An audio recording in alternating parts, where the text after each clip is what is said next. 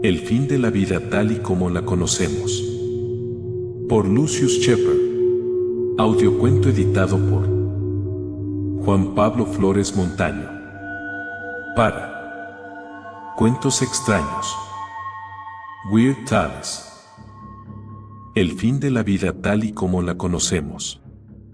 Lo que más odiaba Lisa de México eran las moscas, y Richard dijo que sí, que las moscas eran un incordio, pero que lo que más le molestaba era la forma de comportarse de la gente, ya sabes, la manera en que te ignoran los camareros y se burlan de ti los taxistas, y esa expresión agriada de los conserjes. Como si te hicieran un favor dejando que te quedes en sus hoteles llenos de pulgas. Lisa replicaba a todo eso que no podía culpar a la gente porque probablemente estarían irritados por las moscas. Esto hizo reír a Richard y, un instante después, Lisa se unió a él, pese a no haber querido decir algo gracioso. Necesitaban reírse. Estaban en México para salvar su matrimonio, y las cosas no iban muy bien, excepto en la cama, donde las cosas siempre habían ido bien. Lisa nunca había sido menos ardiente con Richard, ni siquiera durante su asunto. Formaban una pareja atractiva en la treintena, de esas que consideran una vida sexual sana como algo esencial a su clase, un accesorio como puede serlo un jacuzzi o un procesador de comida francesa. Ella era una morena alta, con aire de duende y una piel perfecta, una esbeltez aeróbicamente cuidada y una cara que conseguía transmitir tanto sensualidad como inteligencia, ojos de puta y esqueleto de bazar, decía Richard. Él se mantenía delgado por el frontón y el levantamiento de pesas, con un toque ejecutivo de gris en su pelo negro y tenía el suave atractivo de un joven líder. En un tiempo solían mantener la ilusión de que seguían atractivos y en forma para el otro, pero las ilusiones se habían empañado y ya no comprendían por qué seguían manteniéndolas. Durante un tiempo simularon odiar México, pretendiendo que era un nuevo lazo que los unía, cada uno en el intento de superar al otro en descubrir nuevas muestras de suciedad e insensibilidad nativas, pero, finalmente, se dieron cuenta de que lo que más odiaban del país eran sus propias percepciones de él y se dirigieron hacia el sur, a Guatemala. Donde, les dijeron, el ambiente era propicio al romance. Mostraron dudas al oír los informes sobre la actividad de las guerrillas, pero su informante les aseguró que los peligros habían sido exagerados. Era un viajero experimentado, un viejo inglés que había pasado sus últimos 12 inviernos en Centroamérica.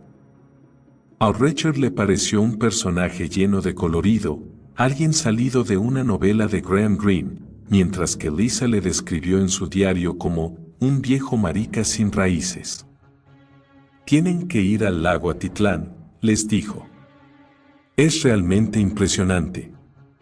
Allí, la revolución es una imposibilidad estética. Richard comprobó el último Miami Herald antes de subir al avión y se entretuvo todo el rato lamentándose por la caída de la civilización occidental. Estaba convencido de que Estados Unidos iba camino de convertirse en parte del tercer mundo y que sus nietos vivirían en tierra contaminada mal llevando vidas de duro trabajo bajo un gobierno cada vez más orwelliano. Pese a no ser una convicción sorprendente, el periódico dejaba bastante claro que semejante mundo estaba cada vez más próximo, y Lisa calificó su punto de vista como de inteligente. De hecho, Lisa siempre consideró la inteligencia como algo de su exclusiva propiedad, reivindicándola para sí junto a las tradicionales cualidades femeninas de espiritualidad y cariño. A veces en Connecticut, mientras daba clases de arte o hacía llamadas para Greenpeace o cualquier otra causa que hubiera reclutado su buena voluntad, miraba a las otras mujeres, todas de posición social más que desahogada, como ella. Desesperanzadas y buscando con ojo visqueante el último retazo de excitación que podían encontrar, y se daba cuenta de hasta qué punto el matrimonio había disminuido su voltaje personal. Lo cual no impidió que, pese a haberse enamorado de otro hombre, siguiera aferrándose el miedo de que eso era lo mejor a que podía aspirar, de que no importaban los pasos que diera para cambiar su situación, su vida siempre se vería medida por el canon de la mediocridad. Que últimamente dejara de aferrarse a él no era señal de que hubiera disminuido el miedo, sino de que sus dedos resbalaban, de que su energía ya no bastaba para mantenerla sujeta. El avión llegó a la ciudad de Guatemala, sobrevolando las ajadas y verdes colinas moteadas por chozas cuyos colores parecían engañosamente brillantes y alegres desde las alturas. Rachel hablaba sobre sus inversiones y afirmaba que le alegraba haber comprado esto y aquello, porque las cosas empeoraban día a día. «Se acerca una tormenta de mierda, nena», dijo, dándole una palmada en la rodilla. «Pero nosotros seguiremos tan cojonudamente». A Lisa siempre le molestó que cuando se sentía especialmente orgulloso su lenguaje se hiciese mucho más vulgar y se limitó a encoger los hombros en respuesta. Alquilaron un coche tras pasar la aduana y condujeron hasta Panajachel, un pueblo situado a orillas del lago Atitlán. Había un hotel bastante elegante en el puerto, pero Rachel insistió en lo de hacerlo más auténtico, y se hospedaron en uno más barato que había a un extremo del pueblo, un edificio de yeso verde, con franjas rojas, una arcada en la entrada y un patio asfixiado por helechos, que conducía a lo que Rachel llamaba el conjunto sangraoídos, refiriéndose al rock and roll que aullaba desde las ventanas. La mayor parte de los otros huéspedes eran jóvenes universitarios de vacaciones, una mezcolanza de franceses, escandinavos y americanos, así que Lisa se cambió de ropa en cuanto deshicieron las maletas, y se puso unos vaqueros y una camiseta para no destacar entre ellos. Cenaron en el comedor del hotel, amueblado y abarrotado con mesas y sillas de madera pintada de rojo, y que tenía el menú escrito en la pared en inglés y castellano. Rachel parecía estar disfrutando, estaba relajado, y su vocabulario, salpicado con palabras que no había usado desde hacía una década.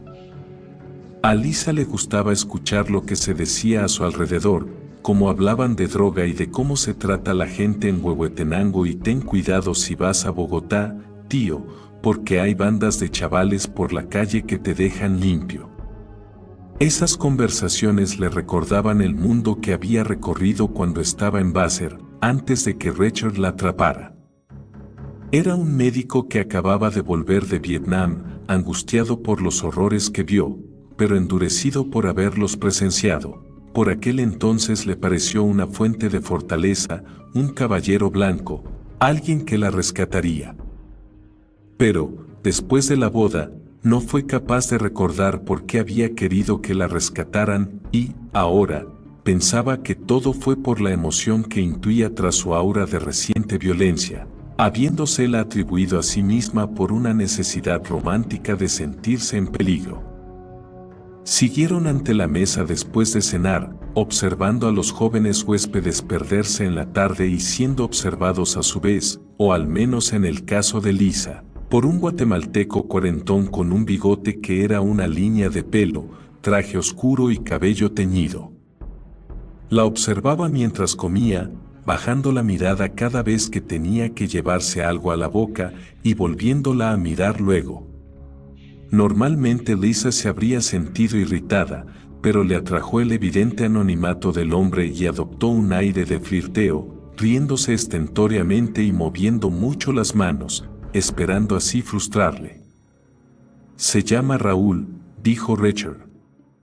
«Es un tratante de blancas que trabaja para el generalísimo y tiene órdenes de conseguirle una gringa nueva para el harén». «Es el tío de alguien», dijo Lisa. «Está aquí para resolver una disputa familiar.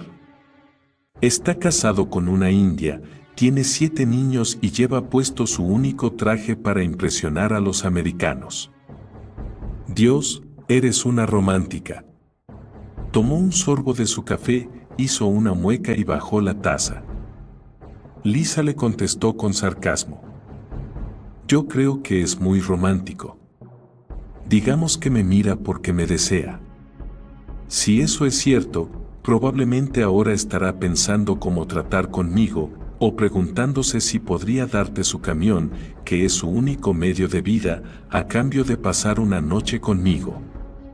Eso sí es algo romántico, una estupidez apasionada con todas sus malditas consecuencias. Supongo, dijo Richard, disgustado por la definición. Tomó otro sorbo de café y cambió de tema. Al atardecer bajaron hasta el lago. El pueblo era bastante encantador, con sus calles empedradas y sus casas blancas con tejas, pero las tiendas de souvenirs y las voces americanas bastaban para romper el encanto. De todos modos, el lago era hermoso. Estaba delimitado por 3 volcanes, bordeado por palmeras, y había canoas indias brillando en la otra orilla. El agua parecía cubierta de vívidos reflejos amarillos y escarlata, y las palmeras y los conos volcánicos se recortaban contra un cielo igualmente vívido, haciendo que el lugar tuviera el aspecto de un paisaje prehistórico. Estaban en un muelle de madera cuando Richard la atrajo hacia sí para besarla, y ella volvió a sentir la emoción de su primer beso, pero sabía que no era auténtica, que era una magia falsa nacida de la preocupación y la geografía. Podían seguir viajando, llenando sus días con paisajes exóticos, cubrir sus vidas con reflejos, pero cuando se detuvieran descubrirían que se habían limitado a preservar las rutinas del matrimonio. No había forma de remediar su separación. Los gallos la despertaron a la luz gris del amanecer.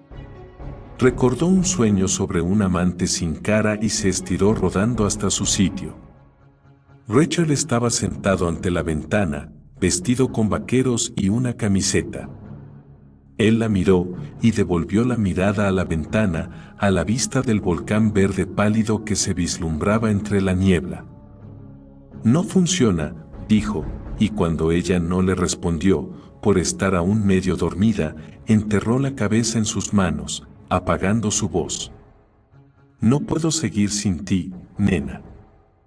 Ella siempre temió este momento, pero no había ninguna razón para aplazarlo. Ahí está el problema, dijo. Antes podías. Se soltó de la almohada y se incorporó mirándole de frente. ¿Qué quieres decir?, dijo él, levantando la cabeza sorprendido. ¿Por qué tengo que explicártelo? Lo sabes tan bien como yo. Nos debilitamos, nos agotamos, nos deprimimos mutuamente. Bajó los ojos para no verle la cara. Puede que no sea cosa nuestra. Hay veces en que pienso que el matrimonio es un gran encantamiento, hecho con velos y pasteles, que estropea todo lo que toca. Lisa, sabes que no hay nada que yo no. ¿El qué? ¿Qué es lo que harías? Alisó las sábanas con furia. No comprendo cómo conseguimos hacernos tanto daño. Si es culpa mía intentaré arreglarlo. Pero ya no podemos hacer nada. Al menos ya no juntos.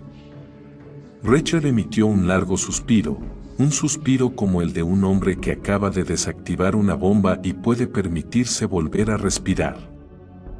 Es él, ¿verdad? Todavía le quieres. Le enfurecía que nunca utilizara su nombre, como si fuera esto lo que importara. No, dijo con rigidez. No es él. Pero todavía le quieres. Eso no es lo que importa. Yo todavía te amo, pero querer, encogió las piernas y apoyó la cabeza en las rodillas. Por Dios, Richard.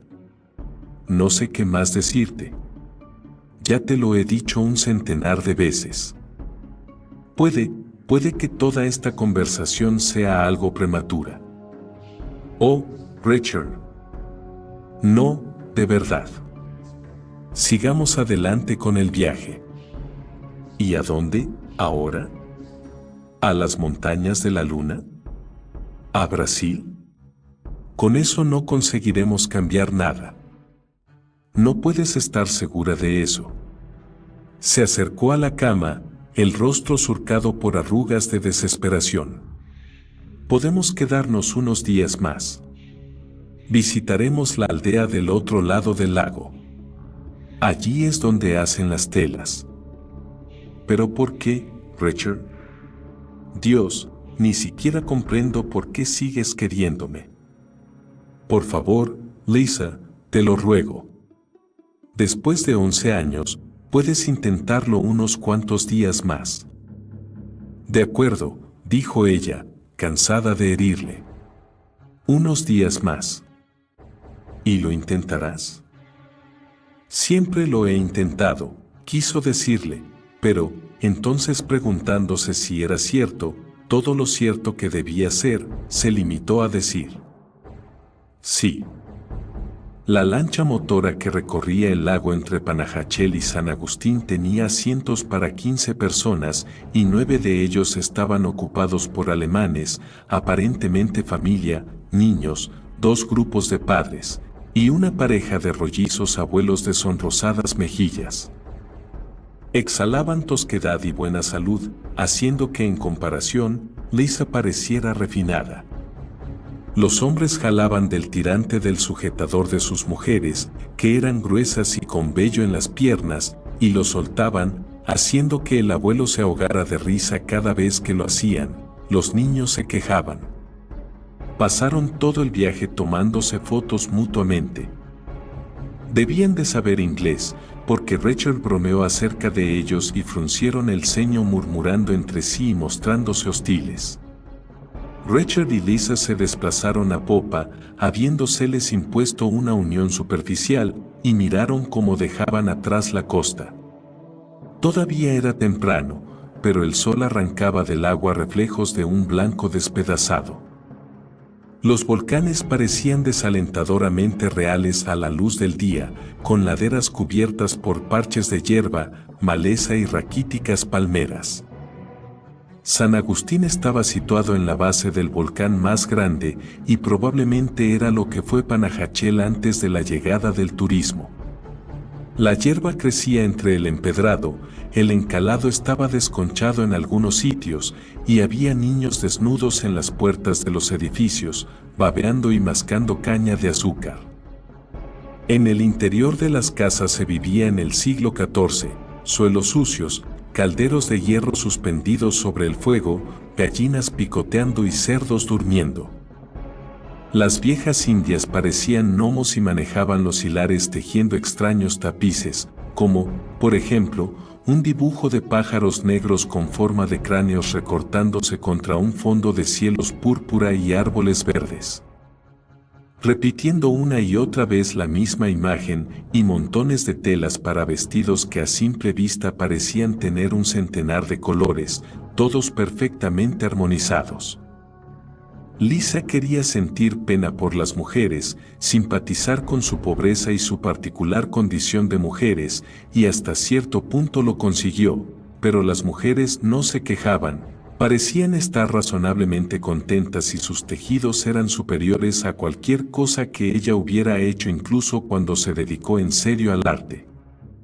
Compró varios metros de tela, intentó iniciar una conversación con una de las mujeres, que no hablaba ni inglés ni castellano, y volvieron al muelle, al único restaurante bar de la aldea, un lugar que parecía salido de un spaghetti western, con una barandilla en el frente para atar los caballos.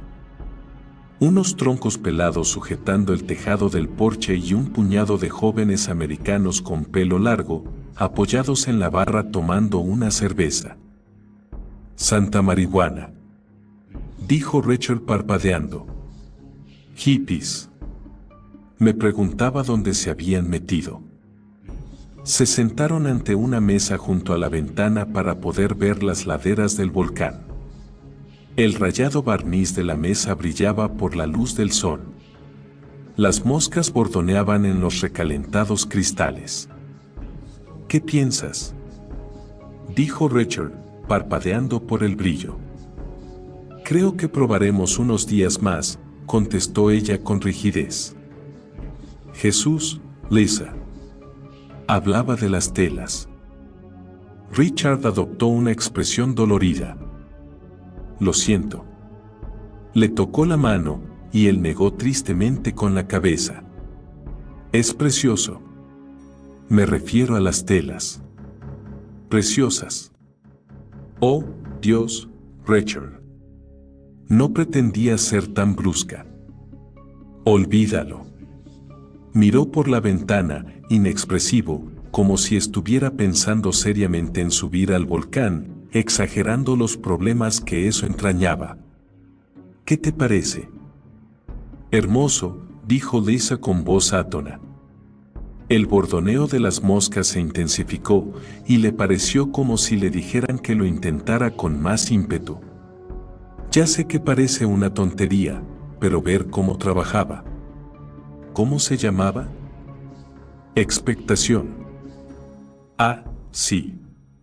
Bueno, pues que viéndola trabajar sentí como si estuviera viendo algo mágico, algo que crecía y crecía, siguió hablando, sintiéndose estúpida por tener que legitimar con ello lo que había sido un momentáneo vuelo de la imaginación, pero no se le ocurría ninguna otra cosa de la que hablar.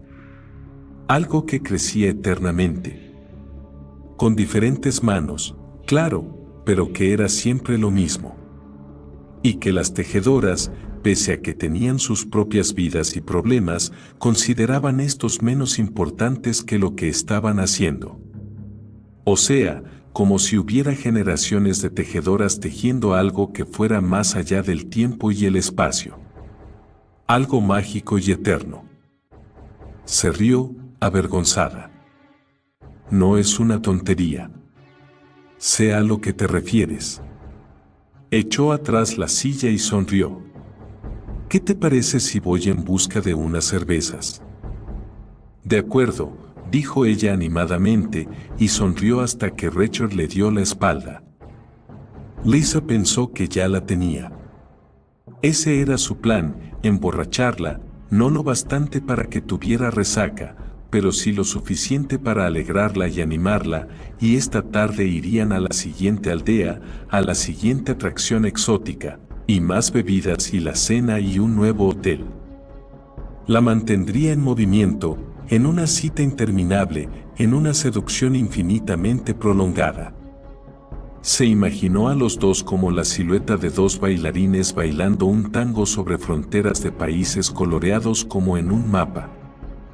Giraban, y lo triste, lo más triste de todo, era que, tarde o temprano, si él la mantenía girando, acabaría por perder su propia inercia y se vería arrastrada a ese remolino, a esa rutina de amor en el remolino. Sigamos con la misma vieja magia de siempre.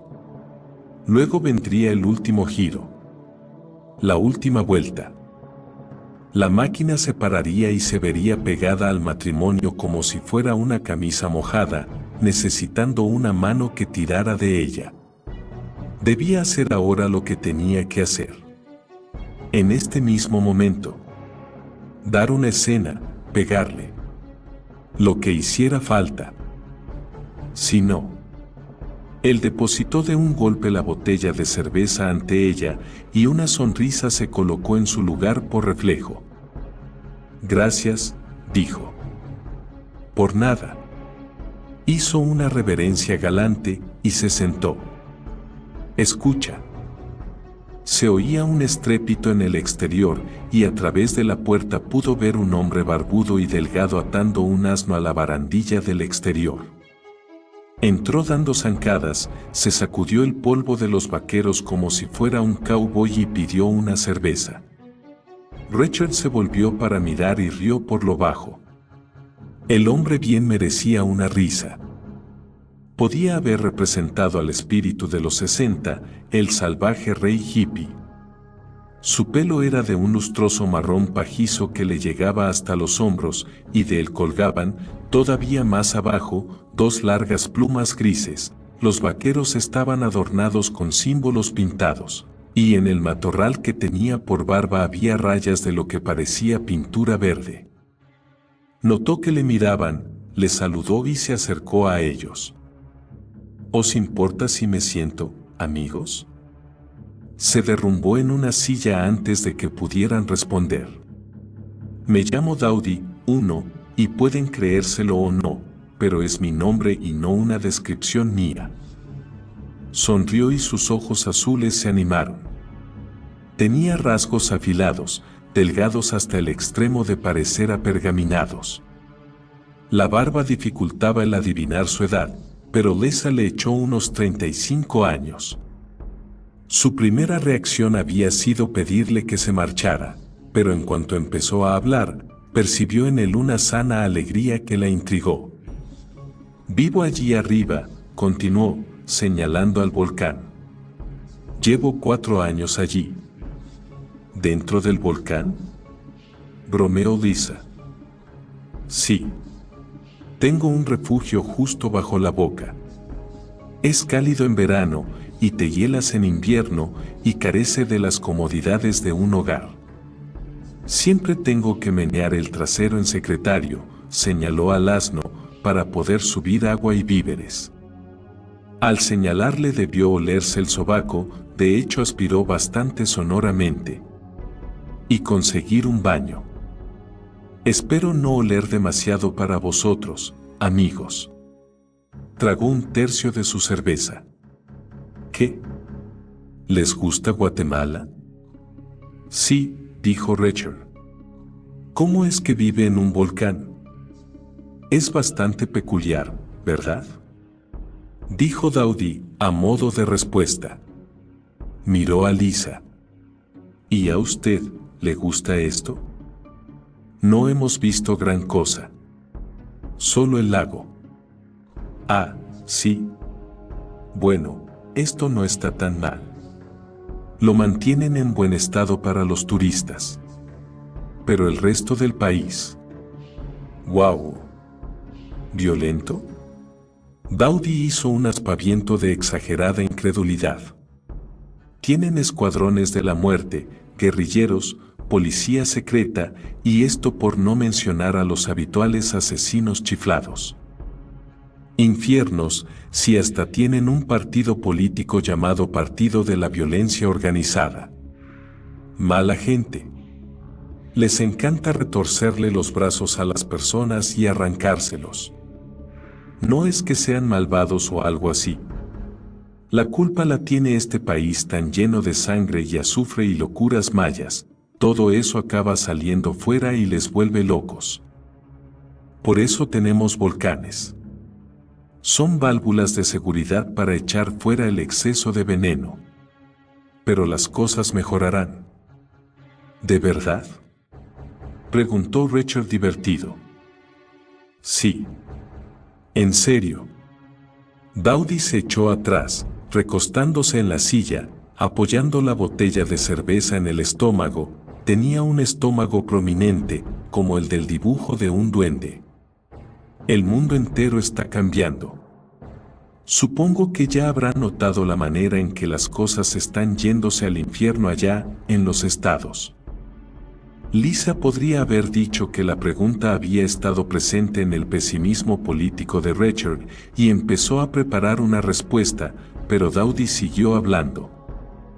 Es parte del cambio, dijo. Los científicos dicen saber cuáles son las causas para la violencia y la polución y el fracaso económico, pero lo que de verdad está pasando es que toda la realidad actual se resiste a los vientos del cambio. Todo eso no son más que síntomas del cambio real, de que todo va a llegar a un fin. Richard lanzó un silencioso discurso con los ojos, indicando que ya era hora de marcharse. Vamos, vamos, dijo Dowdy, que había visto la señal. No me confundas. No me refiero para nada al apocalipsis. No soy uno de esos mormones plomos que rondan por la aldea predicando la Biblia. Esos imbéciles están tan asustados de la vida que tienen que viajar en parejas para que cada uno evite que corrompan al compañero. Cuidado, Billy. Vas a pisar un pecado. Dowdy miró al techo parodiando una oración. Buen Jesús, dame fuerzas para poder quitarme este pecado del zapato. Y a continuación se marchan purificados, con su corte de pelo puro estilo americano, sus almas abarrotadas de oraciones parroquiales y sus cruces alrededor del cuello para alejar a las mujeres vampiro. Mierda. Se echó adelante, apoyando los codos en la mesa. Pero estoy desviándome del tema. Yo también tengo una religión, pero no tiene nada que ver con Jesús. Si quieren les hablo de ella, no tengo por qué obligarles a que se la traguen. Bueno, empezó Richard, pero Lisa le interrumpió. Tenemos 1 hora hasta que salga la lancha. ¿Tiene algo que ver su religión con que viva en el volcán? Desde luego. Dowdy sacó del bolsillo de la camisa un cigarro liado a mano, lo encendió y expulsó un chorro de humo que se condensó contra los cristales de la ventana en una nube azulada. Yo solía fumar, beber, acarició la cerveza y asediar a las señoras. A Dios gracias, la religión no ha cambiado nada de esto. Se echó a reír, y Lisa le sonrió. Fuera lo que fuese lo que ponía de tan buen humor a Dowdy, parecía ser contagioso. La verdad es que no tenía nada de alborotador. Era un tipo bastante tímido de un pueblecito de Tennessee. De un pueblo tan pequeño que mi padre decía poder escupir de un límite al otro del pueblo. De todos modos, era tímido pero también bastante listo y con esa combinación encuentro natural que acabaría metiéndome en ordenadores. Así podía hablar con alguien con quien me sentía a gusto. Cuando salí de la universidad conseguí un trabajo en Silicon Valley para diseñar software y allí estaba yo 7 años después. Viviendo en un apartamento sin amigos de verdad, sin fotos en las paredes y un montón de terminales. Hecho todo un ratón de computadora. Bueno.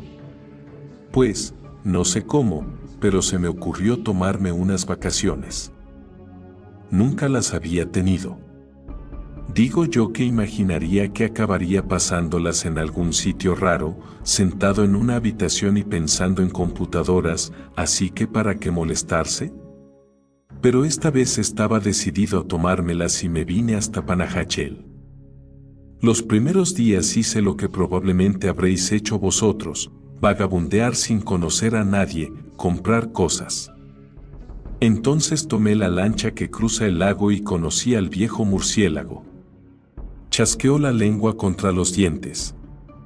Tío, al principio no sabía lo que pensar de él. Era el hombre más viejo que había visto nunca, parecía tener siglos. Todo encorvado, y tan arrugado como una nuez. No sabía inglés, solo cachiquel, pero le acompañaba un mestizo que le servía de intérprete, y fue mediante el que descubrí que murciélago era un brujo. 2. Un brujo, le dijo Lisa, que había leído a Castañeda, a Richard, que no lo había leído. Eso es, dijo Dowdy. Naturalmente no le creí. Pensé que sería alguna clase de engañabobos local. Pero me dejó intrigado y me mantuve cerca de él para ver de qué iba. Bueno, pues una noche me dijo, por intermedio del mestizo, me caes bien. No hay nada malo en ti que no pueda curarse con un poco de magia. Si no te importa, me encantaría hacerte un regalo.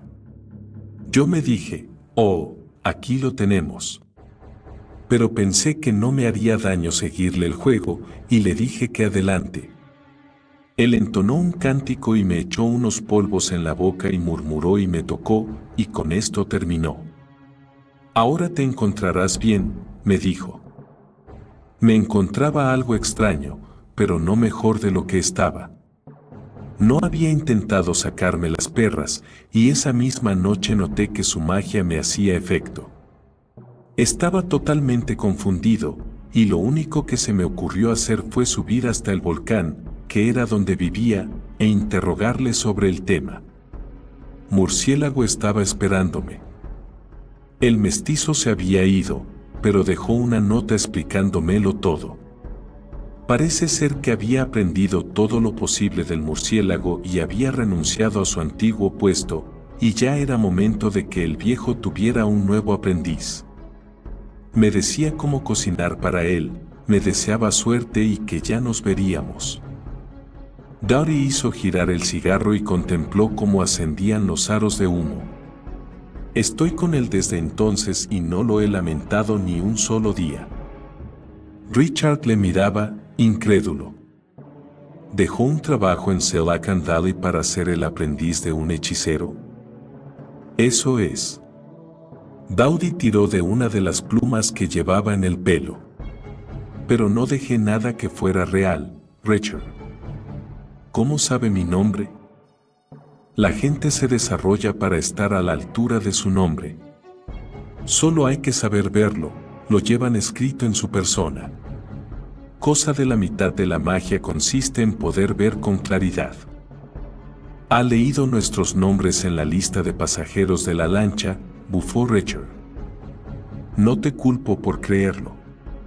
Resulta difícil aceptar la existencia de la magia. Pero no ha sido así. Vació los restos de su cerveza. Tú fuiste fácil de leer, pero Lisa fue más difícil porque nunca le ha gustado su nombre. ¿Verdad? Lisa asintió, sorprendida. Sí, veréis, cuando a una persona no le gusta su nombre, digamos que se emborrona la escritura y tienes que descartar un montón de nombres a medio formar para llegar a ver el actual. Dowdy suspiró pesadamente y se levantó. Es hora de que haga unos recados, pero voy a deciros algo. Haré que el viejo murciélago esté en este bar a las 7 en punto y así juzgáis vosotros mismos. Todavía podréis tomar la lancha de las 9. Sé que le gustará conoceros. ¿Y cómo lo sabes tú? No me toca a mí explicártelo.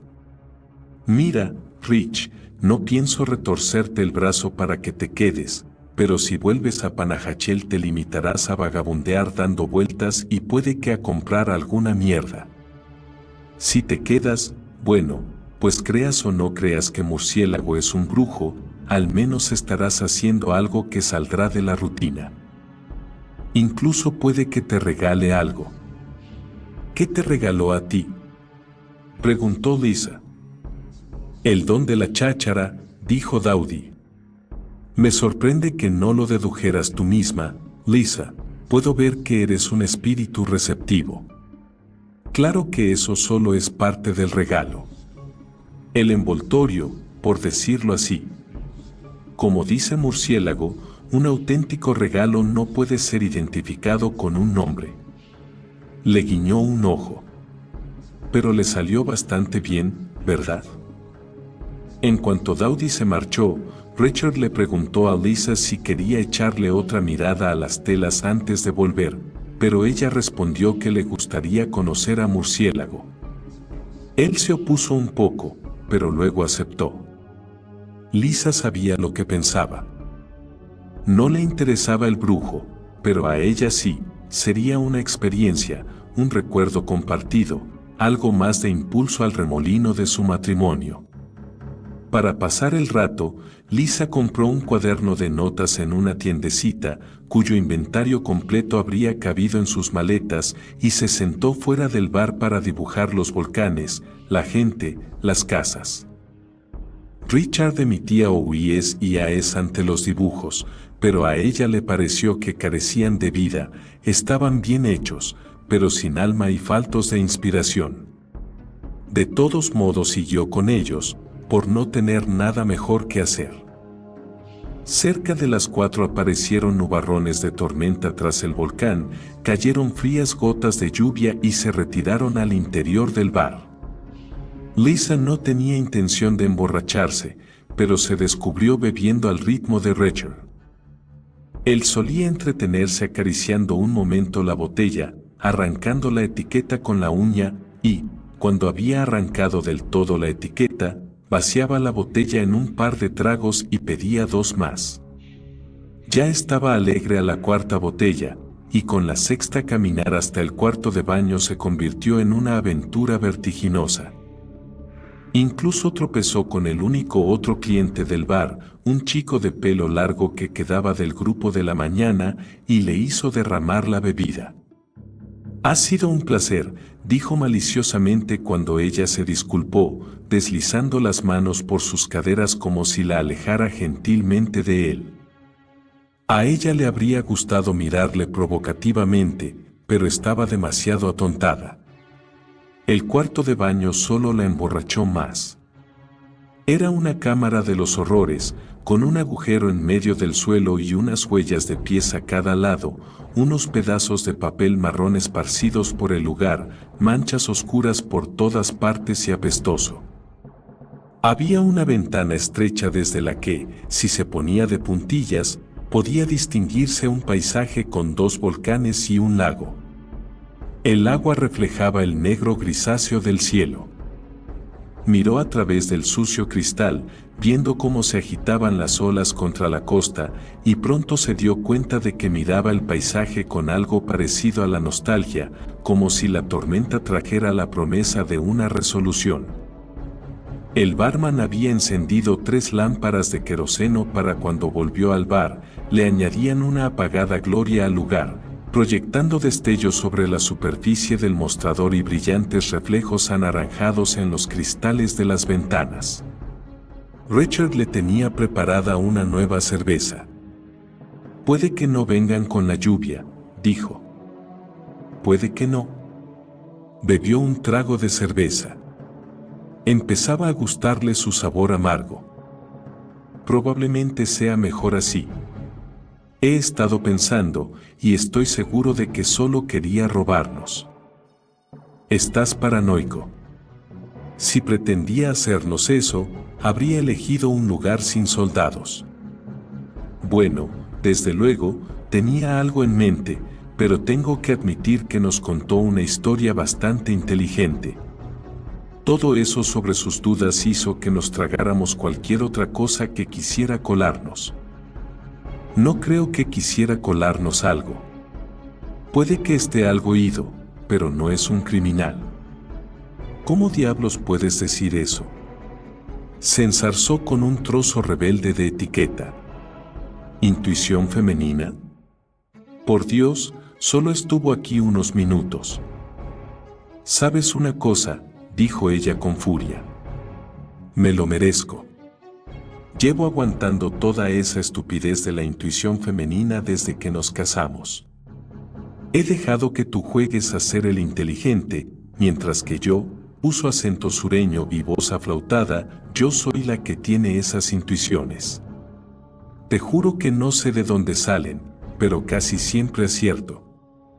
Debo tener poderes psíquicos, o algo así. Jesús. Por favor, Lisa». Richard parecía derrotado, pero estaba borracha y harta y no podía detenerse. Cualquier idiota se daría cuenta que Dowdy es un buen tipo, aunque algo extraño. No es ninguna amenaza. Pero tienes que convertirlo en eso para que pueda sentir que me proteges de peligros de cuya existencia soy demasiado ingenua para darme cuenta.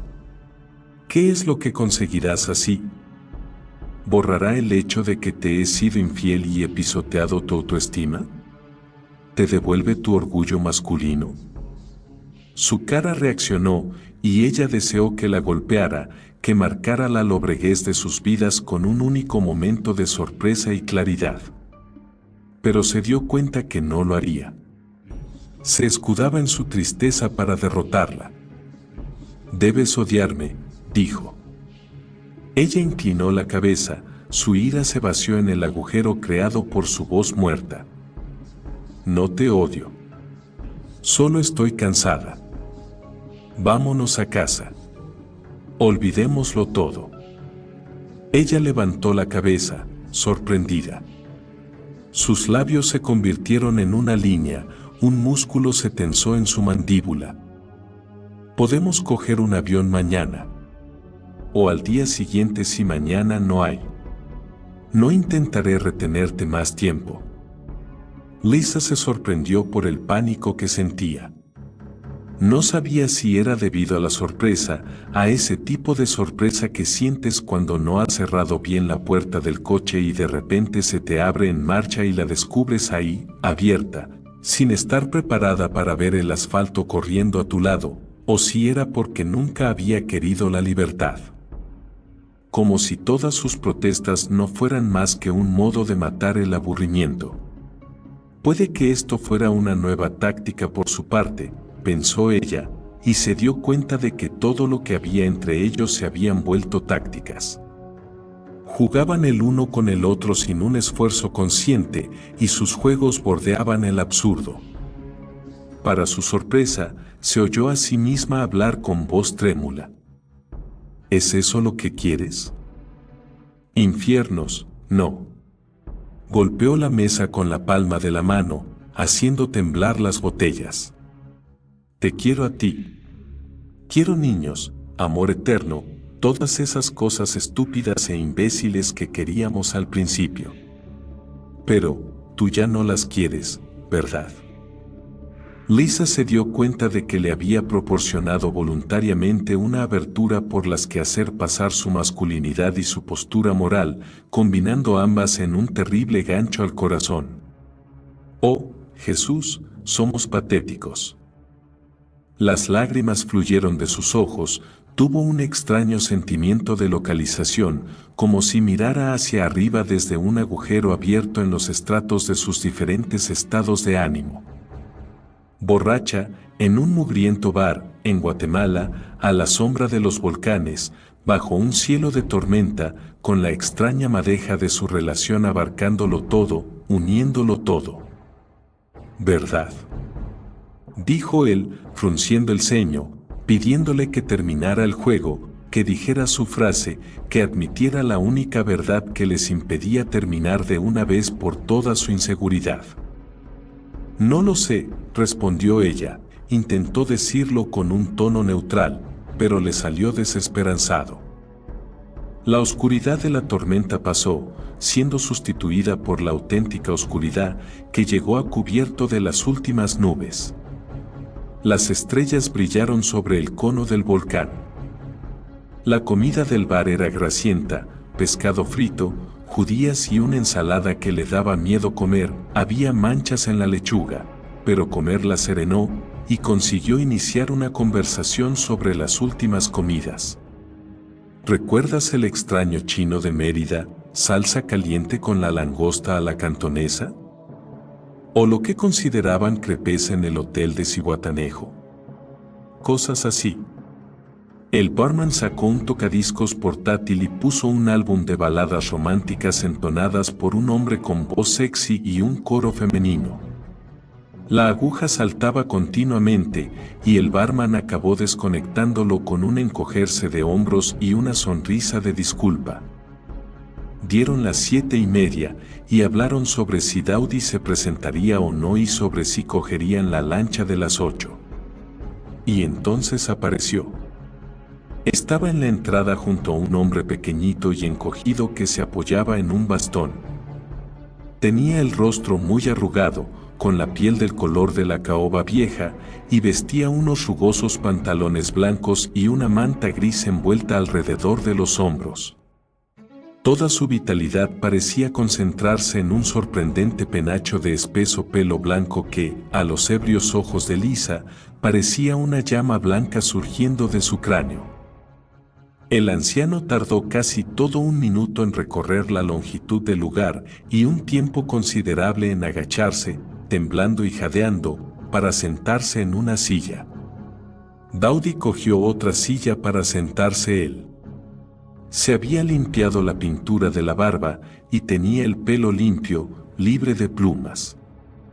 También habían cambiado sus modales. Ya no era jovial, sino callado y serio, y había mejorado hasta su gramática. Mirad. No sé lo que va a deciros murciélago, pero es un hombre que dice lo que piensa y hay veces en que le dice a la gente cosas que no le gusta oír. Limitaos a recordar que no lo hace con mala voluntad y no os molestéis. ¿De acuerdo? Lisa le dirigió al hombre una sonrisa tranquilizadora, para que no pensara que iban a reírse de él, pero al mirarle a los ojos desapareció todo pensamiento de tranquilizarse. Eran ojos normales, oscuros, apagados bajo la luz de las lámparas. Pero, de alguna forma, resultaban atrayentes, como los de un animal, irradiando una extrañeza que te atraía a ellos. Hacían que el resto del arruinado rostro careciera de importancia. Le murmuró algo a Dowdy. «¿Quieres saber si tenéis alguna pregunta?», dijo Dowdy. Richard parecía estar tan fascinado por el anciano como Lisa. Había esperado que se mostrara hiriente y sardónico, pero, en vez de eso, se aclaró la garganta y habló en tono grave. «Me gustaría oírle hablar sobre cómo está cambiando el mundo». Dowdy repitió la pregunta en cachiquel y Murciélago empezó a hablar mirando a Richard con una voz que no era más que un susurro ronco.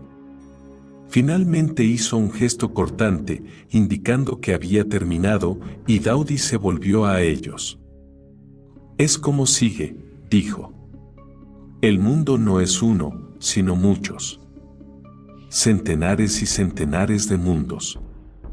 Hasta los que no tienen el poder de una visión clara pueden percibir esto si tienen en cuenta la miríada de realidades que contiene el mundo que ven.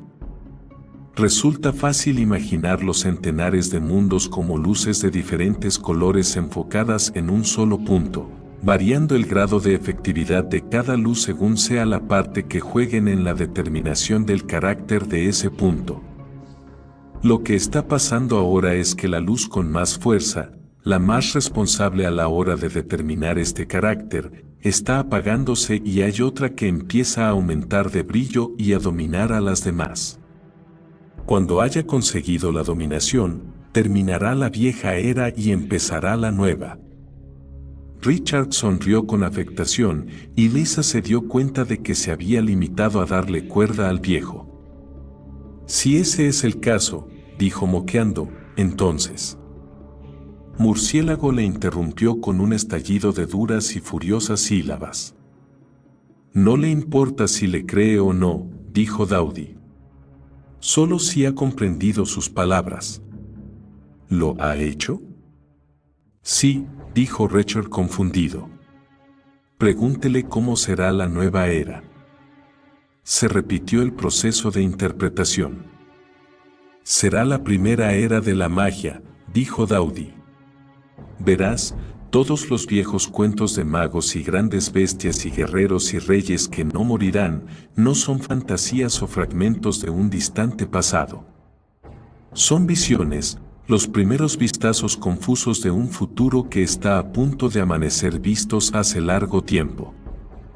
Este sitio, el lago Atitlán, es uno de esos lugares donde ha amanecido antes, donde la luz de la nueva era brilla con más fuerza y sus formas son visibles para aquellos que pueden ver». El anciano volvió a hablar y Dowdy alzó una ceja.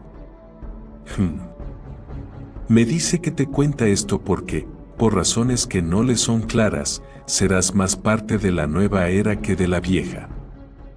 Richard le dio a Lisa un codazo bajo la mesa, pero ella decidió ignorarlo. «¿Y por qué no ha notado nadie este cambio?», preguntó.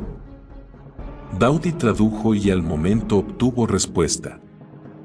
«Murciélago dice que él lo ha notado, y pregunta si no lo has notado tú mismo. ¿No has notado en tu país el aumento en el interés por la magia y otros temas ocultos? Y seguro que debes haber notado el derrumbe actual de los sistemas, las economías y los gobiernos. Esto se debe al hecho de que la luz que les fortalecía está debilitándose, no a otras causas. El amanecer puede tardar siglos en concretarse en día, y para entonces las tristezas de esta era desaparecerán de la memoria de todos, excepto de la de esos pocos que sean capaces de recurrir al poder de ese amanecer y vivir mucho en sus cuerpos humanos. Habrá muchos que mueran y renazcan. El cambio llegará sutilmente, como cuando el anochecer precede al atardecer, una fusión casi imperceptible de la luz en la oscuridad. Será notado y será registrado. Y luego, será olvidado igual que la última era. No quiero ser impertinente, dijo Richard, dándole otro codazo a Lisa, pero Murciélago parece bastante frágil. No creo que pueda tener un gran papel en todo esto. El anciano golpeó el suelo con su bastón para dar énfasis a su respuesta, y el tono de Dowdy al hablar fue quisquilloso. Murciélago mantiene luchas contra enemigos cuya naturaleza solo empieza a discernir. No tiene tiempo que perder con imbéciles. Pero te responderá porque no eres del todo imbécil y porque necesitas instrucción. Su poder aumenta día a día, y por las noches el volcán apenas puede contener su fuerza. Pronto se despojará de esta fragilidad y fluirá con su forma espiritual. No responderá a más preguntas tuyas. Dowdy miró a Lisa. ¿Tienes alguna pregunta? Notó cómo la mirada de Murciélago ardía en ella, y se sintió desorientada, tan insustancial como uno de los destellos que surcaban sus ojos. No lo sé, dijo. Sí. ¿Qué piensa de nosotros?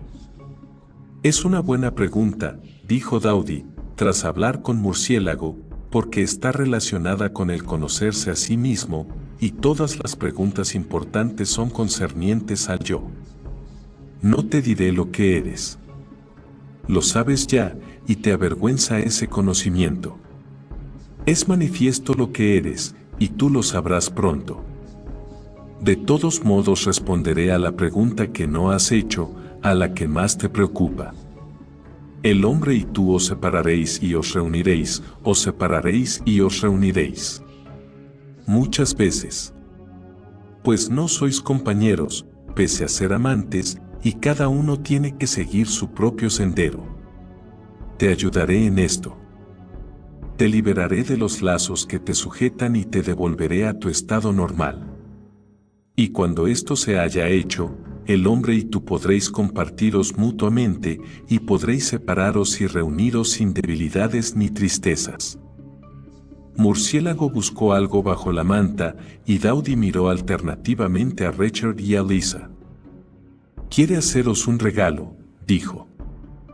«¿Qué clase de regalo?», preguntó Richard. «Un regalo no se reconoce por su nombre», le recordó Dowdy. «Pero no será un misterio durante mucho tiempo». El anciano volvió a murmurar y alargó una mano temblorosa hacia Richard. En su palma había 4 semillas negras. «Debéis tragarlas una cada vez», dijo Dowdy. «Y cuando lo hagáis canalizará su poder a través de ellas». El rostro de Richard se tensó por la sospecha. «Es alguna clase de droga, ¿verdad? Me tomo 4 y no me importará lo que me pase». Dowdy volvió a su yo antigramatical. «La vida es droga, tío. ¿Te crees que el viejo y yo vamos a fliparte para poder mangarte tus cheques de viaje? Mierda. No piensas con claridad, tío». «Y puede que sea exactamente lo que vas a hacer», dijo Richard inconmovible.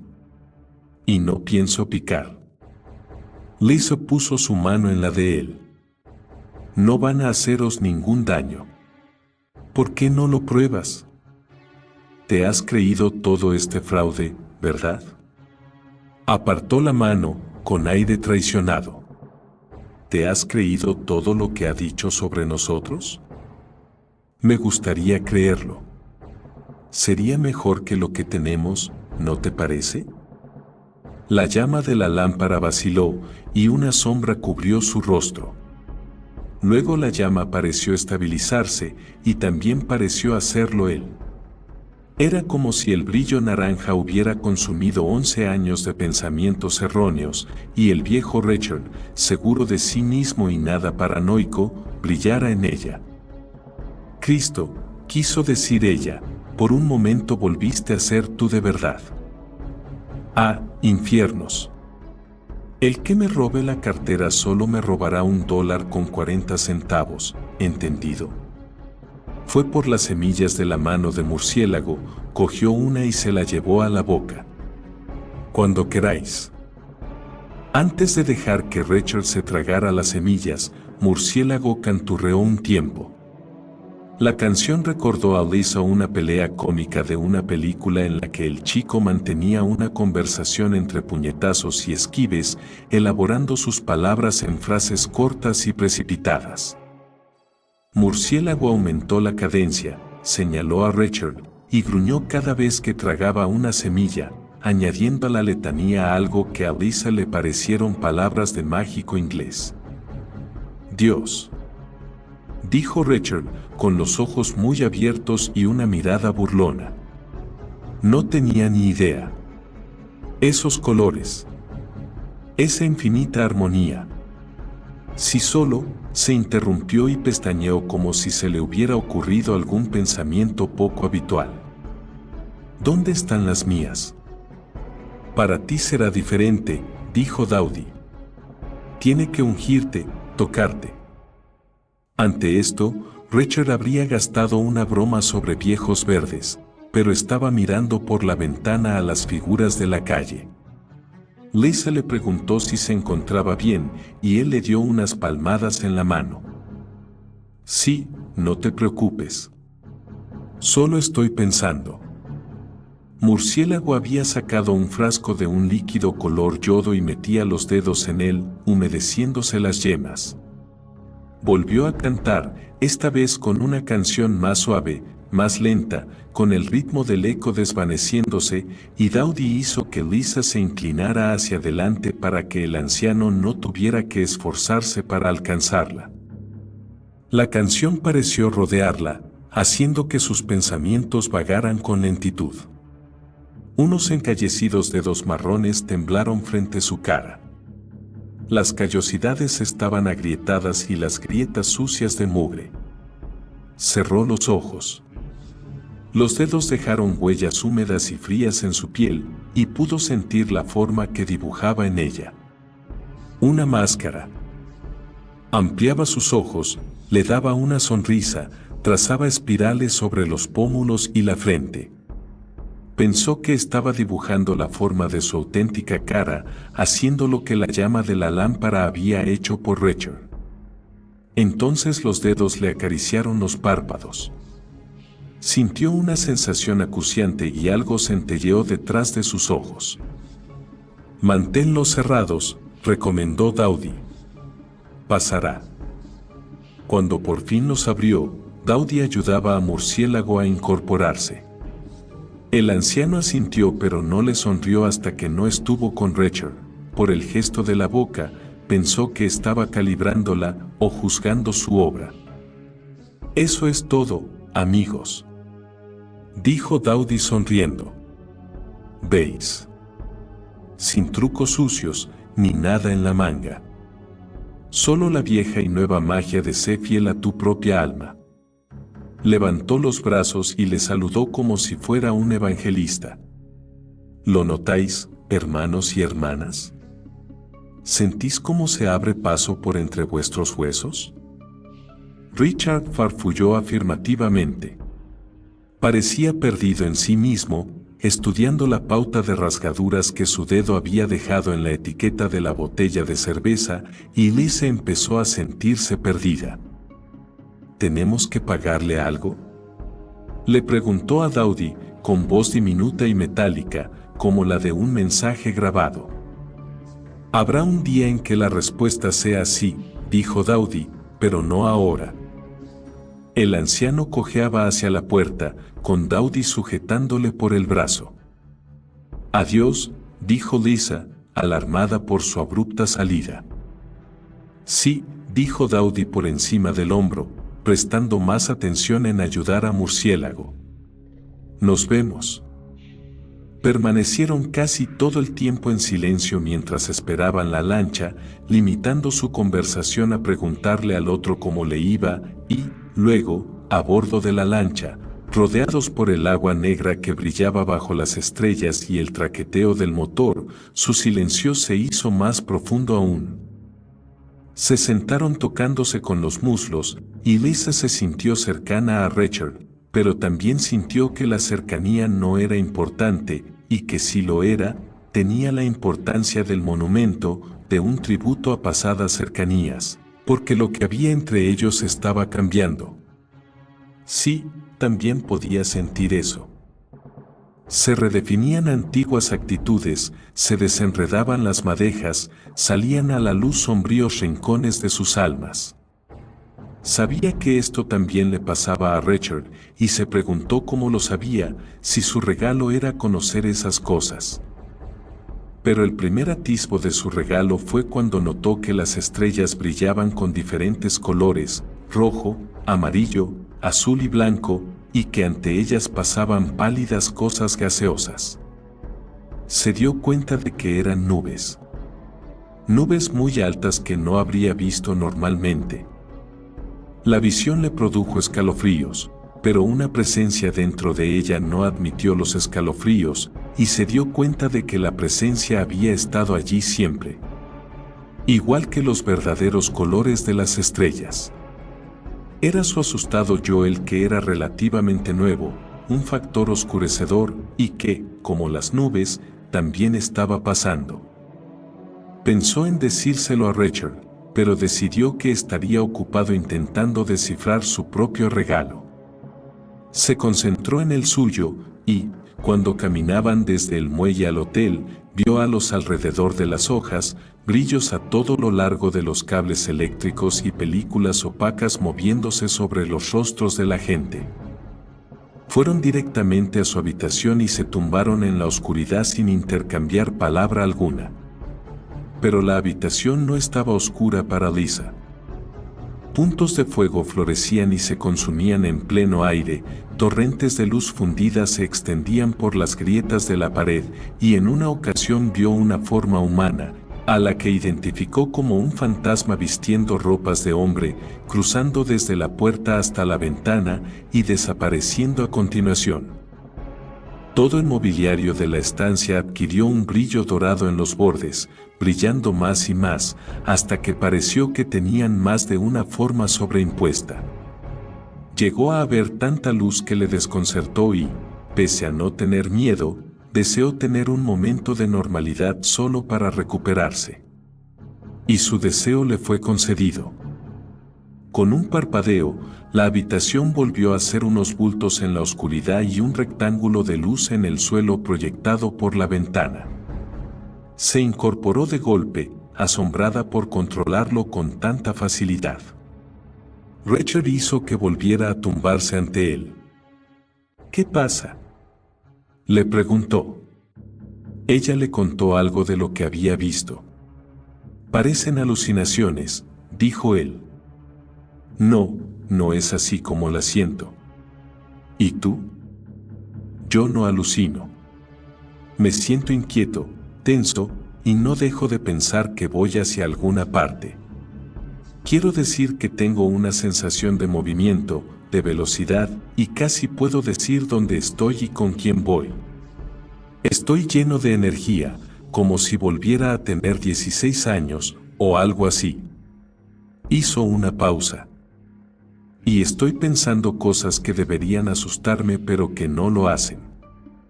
¿Cómo que, por ejemplo? En nosotros, por ejemplo, rió, y este es realmente el, por ejemplo, más importante, y he comprendido que lo que dijo el viejo sobre separarnos es cierto, y no quiero aceptarlo. Pero no puedo evitar aceptarlo. Sé que es cierto y lo mejor que podemos hacer. Todo eso. Y entonces vuelvo a tener esa sensación de movimiento. Como si sintiera la forma de algún acontecimiento o, meneó la cabeza, confundido. Puede que al final nos drogaran, Lisa. Sonamos como una pareja de colgados de los 60. No creo, dijo, y luego, tras una pausa, preguntó. ¿Quieres hacer el amor? Recorrió con los dedos la curva del estómago de Lisa. No te ofendas, pero no estoy muy seguro de poder concentrarme ahora en eso. Muy bien, pero... Rachel rodó hasta su lado, presionando su cuerpo contra el de ella, dejando que su aliento acariciara sus mejillas. Escondió la cara en el pecho de él, avergonzada. Es solo que estoy caliente. Por Dios, Lisa. Eliges momentos muy extraños para excitarte. Tú también tienes tus momentos extraños. Siempre me he comportado correctamente con la señora, dijo con acento inglés. ¿De verdad? ¿Y aquella vez en el lavabo de Jamie Caron? Estaba borracho. Y ahora yo estoy nerviosa. Ya sabes cómo me afecta eso. Una afección glandular bastante corriente, Fräulein, respondió, esta vez con acento alemán. Corregible con cirugía menor. Se rió y abandonó el acento. Me pregunto lo que harían Karen y Jem en nuestro lugar. Estuvieron un rato contándose lo que harían sus diferentes amigos y después yacieron en silencio, rodeándose con los brazos. El corazón de Rachel latió contra el pecho de Lisa y ella pensó en la primera vez que estuvieron juntos de esta manera. Lo protegida que se sintió y lo frágil que le hacía a Rachel la fuerza de su latido. Le había parecido que podría alargar la mano hacia su pecho y tocarle el corazón. Y habría podido. Tenías tanto poder sobre tu amante, su corazón está a tu cuidado, y, en momentos como este, resulta fácil pensar que el cariño existirá siempre. Pero los momentos te fallan. Son cimas, y de ellas bajas por una pendiente donde se disuelve el cariño convirtiéndose en desconfianza y egoísmo, donde te das cuenta que esa sensación de estar protegido era ilusoria, y que esos momentos son pocos y muy distanciados. El matrimonio ansia institucionalizar legalmente esos momentos, para prolongarlos durante un número ridículo de años, pero lo único que hace es disminuir esa intensidad y abrirte a un nuevo potencial para el fracaso. Todo el mundo habla de buenos matrimonios, esos que evolucionan para ser amistades consagradas, para ser meras pasiones del espíritu. Puede que exista. Puede que haya, como había implicado Murciélago, auténticos compañeros. Pero la mayoría de los casados veteranos que había conocido Lisa estaban sencillamente agotados, cansados de luchar, y habían alcanzado un acomodo con sus compañeros basado en la desesperación mutua. Si Murciélago tenía razón, si el mundo estaba cambiando, posiblemente también cambiará el estado del matrimonio. De todos modos, Lisa lo dudaba. Los corazones también tendrían que cambiar, y ni siquiera la magia podía afectar su naturaleza básica. Es como una caracola, puedes ponerte una en el oído y oír la triste verdad de un océano que rompe contra la playa desierta. Siempre estaban vacías, siempre insatisfechas. Las llenan los hechos, dijo una casi voz dentro de su cabeza, y casi supo de quién habría sido la voz. Dejó a un lado ese conocimiento, queriendo retener el momento.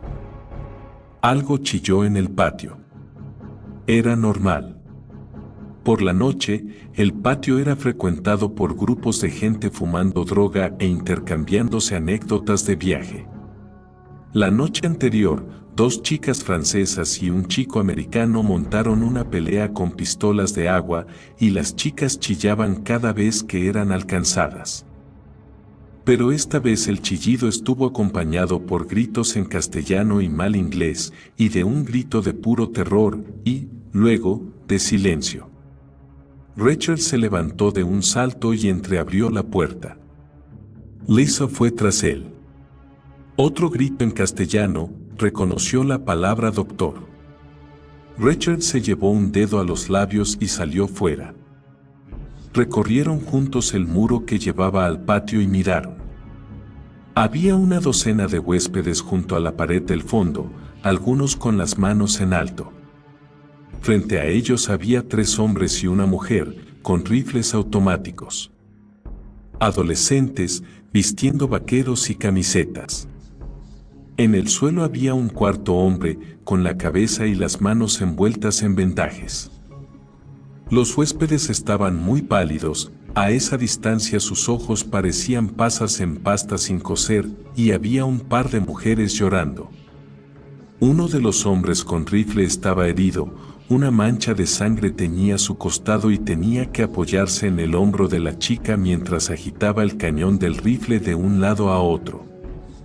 La escena, con los helechos floreciendo alrededor y las macetas colgando de la pared de escayola, tenía una atmósfera de resonancias míticas, como si fuera un encuentro fortuito en el jardín del Edén, entre el bien y el mal.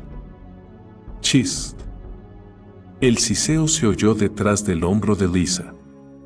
Era el guatemalteco que la observaba durante la cena del día anterior. Tenía un revólver en una mano y agitaba un carné en la otra. El de identidad. Él retrocedió y ellos le siguieron. «Policía», susurró en castellano, exhibiendo el carné. Estaba más joven en la fotografía y el bigote era tan negro que parecían habérselo pintado para gastarle una broma.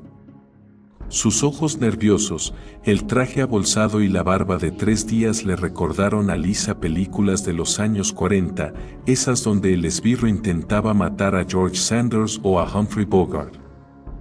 Pero la manera en que silbaba su respiración a través de las ventanas de la nariz, el olor aceitoso del arma, la encallecida estupidez que emanaba de él, todo, disminuyó su romántica impresión. «Malos», dijo señalando al patio. «Comunistas. Guerrillas». Dio unas palmadas al tambor del revólver. «De acuerdo», dijo Richard, levantando las manos para indicar su neutralidad, su no relación con el asunto. Pero cuando el hombre se acercó al patio, hacia la barandilla de la escalera, Richard unió las manos y golpeó al hombre en la base del cuello, cayendo luego sobre él y poniéndose de rodillas y golpeándole con los puños. Lisa se quedó helada por el ataque, no acabando de creer que Richard fuera capaz de un acto semejante. Este rebuscó por el suelo respirando con fuerza y arrojó el revólver al patio. «Amigos», gritó, y se volvió hacia Lisa con la boca aún abierta por el grito. Sus miradas se encontraron, y esa mirada fue un divorcio, un reconocimiento de que estaba pasando algo que los separaba, algo que ocurría ahora, y, pese a que no sabían exactamente el qué, estaban dispuestos a aceptar ese hecho y a permitir que pasara. «No podía dejarle disparar», dijo Richard. «No tenía opción». Sonaba sorprendido, como si hasta este momento no hubiera sabido por qué había actuado. Lisa quería consolarle, decirle que había hecho lo correcto, pero sus emociones estaban encerradas, contenidas, y sintió que entre ellos había un abismo que ningún puente podía unir. Todas sus conexiones íntimas estaban retirándose, retrayéndose. Lazos, los había llamado murciélago. Uno de los guerrilleros, la chica, estaba subiendo la escalera con el arma preparada. Era bonita, tirando a regordeta, con brillantes alas de pelo negro cayéndole sobre los hombros. Se movió hacia ellos y luego retrocedió, dándole una patada al hombre inconsciente. Este gimió y movió la mano. «¿Tú?», dijo, señalando a Richard y luego al hombre. «Iba a disparar», dijo Richard bruscamente. Por la inexpresiva mirada de la mujer, Lisa adivinó que ésta no había comprendido. Registró la chaqueta del hombre, sacó la cartera y gritó en una explosión de castellano. «Vámonos», les dijo, haciendo un gesto para indicarles que fueran delante. Lisa empezó a bajar cuando sintió una ráfaga de disparos detrás de ella. Se volvió para ver a la chica levantando el arma de la cabeza del hombre. Había gotas rojas pintando el yeso verde. La chica frunció el ceño, desplazó el rifle hasta ella, y Lisa corrió horrorizada tras Rachel. Pero su visión empezó a erosionarse antes de que su reacción emocional pudiera madurar en miedo. Un brillo vacilante cubría los contornos de todas las figuras que había en el lugar, a excepción del hombre vendado, y, a medida que iban aclarándose, se dio cuenta de que eran formas humanas fantasma. Eran como las imágenes superpuestas de movimiento que ves cuando tomas Benzedrina, pero más claras y lentas en desvanecerse. Y los movimientos eran diferentes a los de los originales, una mano que se agita, una figura medio formada que cae o sale corriendo. Cada vez que se desvanecía una, otra aparecía para tomar su lugar. Intentó que desaparecieran, deseó que se fueran, pero no tuvo éxito, y descubrió que observarlas la distraía de pensar en el cadáver de arriba. El guerrillero más alto, un chico de barrio con el rostro como un cráneo, enormes ojos oscuros y un bigote raído, mantuvo una conversación con la chica, y Richard se puso de rodillas ante el hombre vendado. La sangre había empapado las capas del vendaje y formaba un grotesco dibujo en la cabeza del hombre. El chico alto protestó y empujó a Richard con el rifle. «Soy médico», le dijo Richard. «Como un doctor». Empezó a desliar el vendaje con cuidado y apartó la mirada, con la cara contorsionada por el disgusto. «Jesucristo». Los soldados le torturaron. El chico golpeó un helecho. Pensaban que era un guerrillero, porque es mi primo. ¿Y lo es? Richard buscaba el pulso bajo la vendada mandíbula del hombre.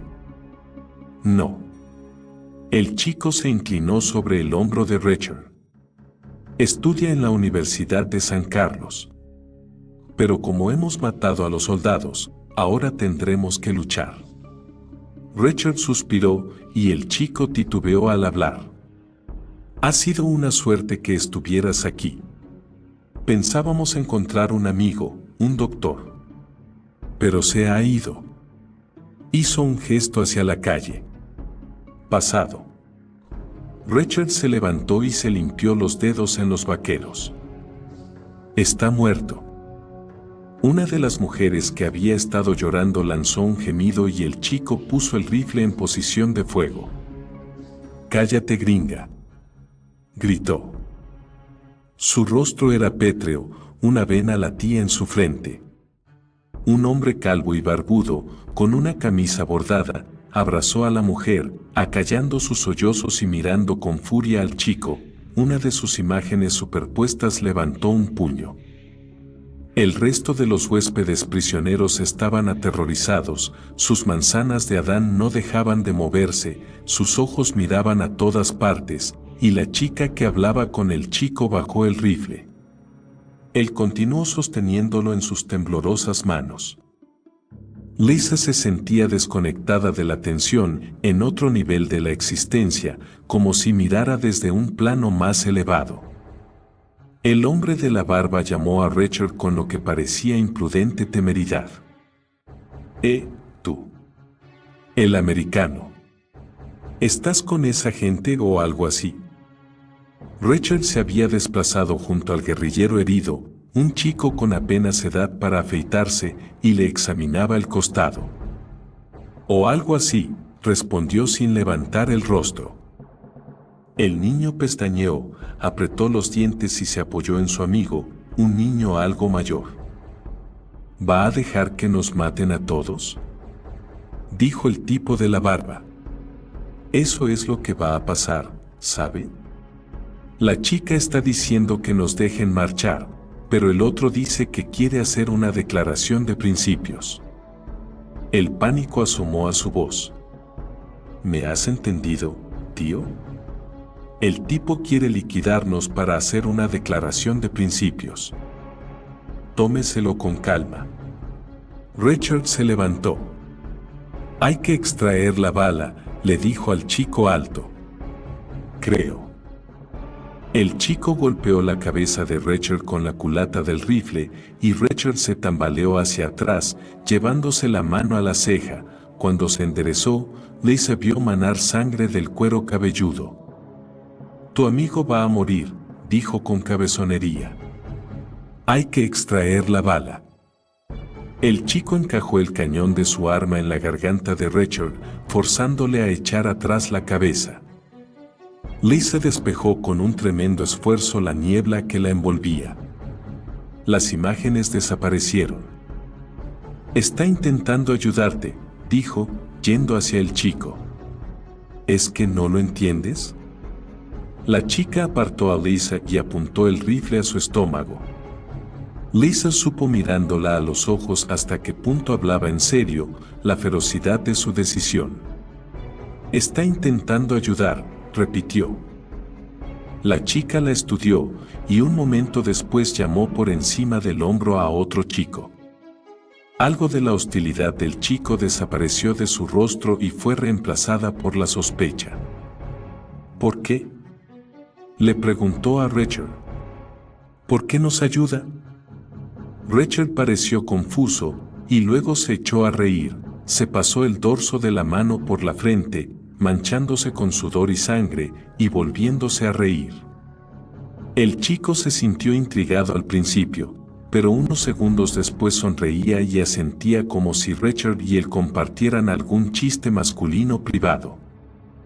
De acuerdo. Le ayudarás. Pero aquí hay peligro.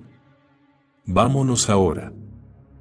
Sí, dijo Richard, asintiendo. Sí, de acuerdo. Se acercó a Lisa y se enzarzaron en un asfixiante abrazo. Ella se agarró con fuerza a sus hombros y pensó que sus emociones iban a desbocarse, pero, cuando él se separó con aire sorprendido, volvió a sentir esa distancia entre ellos. Él puso la mano alrededor del niño herido y le ayudó a traspasar la entrada. Los otros ya estaban atisbando fuera. Lisa le siguió. Las hileras de restaurantes y tiendas para turistas parecían irreales, un decorado desierto, y los colores eran fugaces y brillantes. Cerca de la entrada había aparcado, bajo la luz de una farola, un minicamión Suzuki, de esos con una tela cubriendo la parte de atrás, con aspecto de juguete bajo la luz amarilla. Más allá estaba el camino que se perdía en las oscuras colinas. La chica bajó la trasera del camión y subió al niño herido. Los otros dos subieron a la cabina y encendieron los motores. Solo Richard se quedó atrás en el empedrado. «Dese prisa», le gritó la chica desde la trasera. Richard dudaba cuando se oyeron disparos. El ruido hizo que Lisa se apartara de la entrada en dirección al lago. Al otro lado de la acera había 3 policías escondidos tras un coche aparcado. Más disparos. La chica devolvió el fuego, haciendo añicos el parabrisas del coche y provocando que los policías desaparecieran de la vista. Otro disparo. Cerca de Richard se desprendieron chispas y esquirlas de piedra. A pesar de todo, siguió dudando. «Richard». Lisa lanzó el grito como advertencia, pero el nombre flotó fuera de ella sin tener el sonido de la desesperación, sino el tono de la seguridad. Él corrió hacia la trasera del camión. La chica le ayudó a subir a bordo, y el camión aceleró hacia la primera cuesta. Los policías corrieron tras él, disparando, y, luego, como los policías Keystone del cine mudo, frenaron y corrieron en dirección opuesta. Lisa tuvo un fogonazo de angustia que empezó a disminuir casi enseguida, como si hubiera sido un nervio reaccionando de forma extraña al ser tocado. Deslumbrada, se alejó de la entrada del hotel. Un jeep abarrotado de policías pasó por su lado, pero apenas se dio cuenta de ello. El mundo estaba disolviéndose en una luz dorada, todas las fuentes de luz se intensificaban desmoronando el contorno de las cosas. Las farolas se consumían como novas, de las ventanas emergían manchas solares y hasta las grietas de la acera brillaban. Unas formas neblinosas se desvanecían ante su vista, sobreimponiéndose a lo cotidiano con casas de techado en punta y carros tallados y gente vestida. Agitándose todo, ilusorio todo. Era como una ilustración fantástica que cobraba vida, y en la que ella se quedaba como único personaje real en la historia, una Alicia contemporánea con vaqueros de diseño y pendientes de turquesa, condenada a vagar por un dorado cuento de hadas. Estaba en trance, pero, al mismo tiempo, lamentaba el hecho de que todo este despliegue estaba despojándole de su derecho a la tristeza. Necesitaba sacarse a sí misma de ese estado y continuó hacia el lago, hacia el muelle donde se besaron Richard y ella.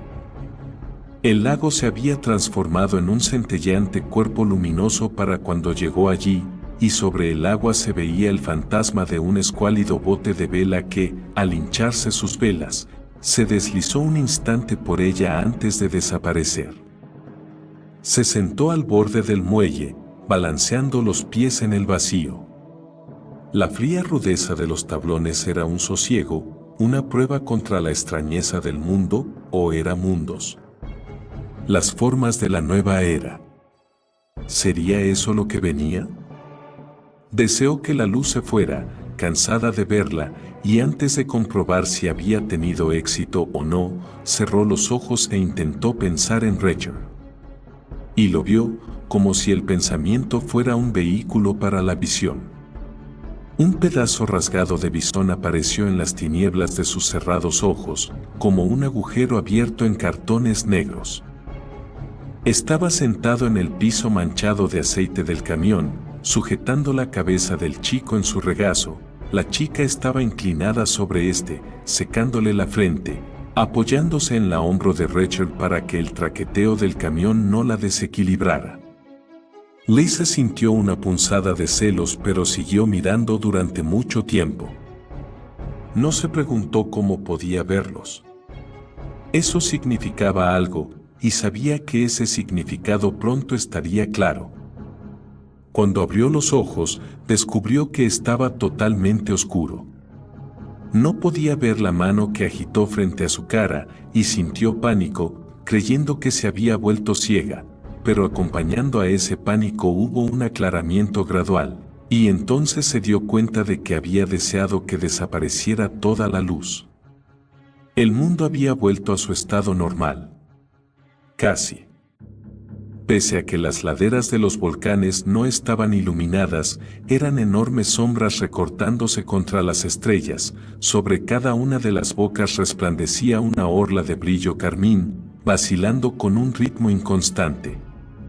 El brillo sobre el volcán de Murciélago era el más brillante, o al menos lo fue durante unos segundos.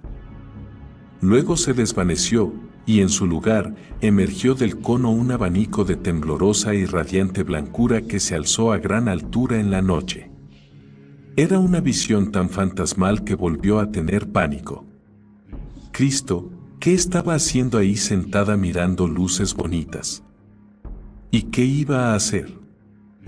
La inseguridad y la soledad se combinaron en electricidad que le sacudió de la cabeza a los pies. Puede que hubiera un antídoto para esto, puede que lo que debiera hacer era visitar a Murciélago. Y recordó la historia de Dowdy, que había estado asustado y fue donde Murciélago, para descubrir que su aprendiz se había marchado, dejando el puesto vacante. Miró a los otros dos volcanes, latiendo con su brillo carmín. ¿Dowdy y el mestizo? Eso tenía que ser. La luz blanca era la señal de vacante de Murciélago. Cuanto más miraba, más segura estaba. Se alejó del muelle siguiendo la línea de la costa, conmocionada ante la perspectiva de plantearse un camino tan excéntrico, al darse cuenta de que todo lo que conocía estaba disolviéndose en luz o perdiéndose en la oscuridad. Quería seguir fiel a Richard, a la tristeza, su vieja compañera y su voto común, pero se animaba a cada paso que daba y ni siquiera pudo sentir culpa por no estar triste. Podría llegar al otro lado del lago en 4 o 5 horas. Un largo camino, sola, en la oscuridad, con alucinaciones acechando en cada arbusto. Pero podría con ello. Le daría tiempo para aprender a controlar su visión, a comprender algo de lo que veía, y cuando hubiera trepado al volcán descubriría una cabaña desvencijada bajo la boca, un lugar tan retorcido como el mismo Dowdy. Lo veía del mismo modo que había visto a Richard y a la chica. Paredes inclinadas, helechos creciendo en el tejado, una puerta hecha con una caja de embalaje, con el letrero este lado arriba al revés. Había un trozo de papel clavado en la puerta, probablemente la nota de Dowdy explicando la manera de cuidar y alimentar brujos. Y dentro, los centenares de formas de su espíritu condensadas en una forma nudosa, una pepita de poder, experimentó un geyser de tristeza y volvió a sentir que el poder surgía a través de ella, nutriendo su propia fuerza, haciéndola consciente de los centenares de cuerpos luminosos que eran su persona. Todos ellos enfocados en este momento en su carne. Murciélago estaría esperándola allí para enseñarle a usar su poder y cuál era su finalidad en el mundo. Oh, Dios mío, Richard, adiós.